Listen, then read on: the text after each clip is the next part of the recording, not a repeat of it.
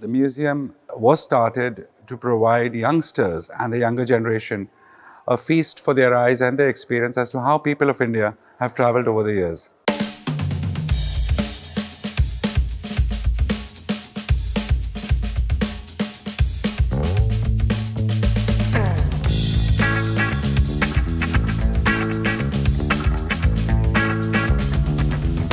My name is Tarun Thakral. I'm the founder and managing trustee of the Heritage Transport Museum.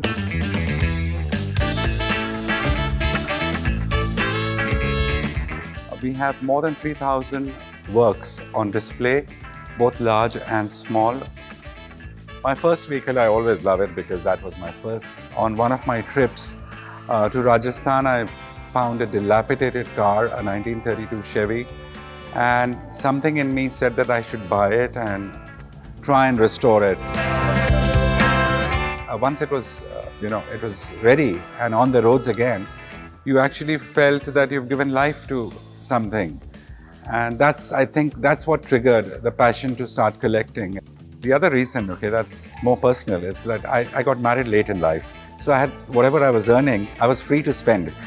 So that's how the collection actually grew, because finally I decided, okay, now the collection is complete, now let me get married. Every car has a story. Every car has come from a particular background and has a history to it. The Shah Rukh Khan's Bollywood movie car from Dil To Pagal Hai has been kindly donated to us. India does not have an industrial heritage preservation policy. So we have to look at auctions. We have to look at our own connections through a network of people who know that we collect these things. The aircraft that we have is a 1946 Piper aircraft. I was fortunate to put in a bid for it. We have a 1957 Ford Fairliner Skyliner, which was the first retractable rooftop ever made. And some quirky cars like the Badal, which was a three-wheeler car that was made in India. What I don't have, I'll be very honest with you, I don't have a Rolls Royce, I don't have a Jaguar. I could never afford them. But what I have out here is common people and common cars. So out here, every car, you can actually have an emotional connect. In a magazine, I had read, an international magazine, that people have this habit of converting old carriages into their weekend residences.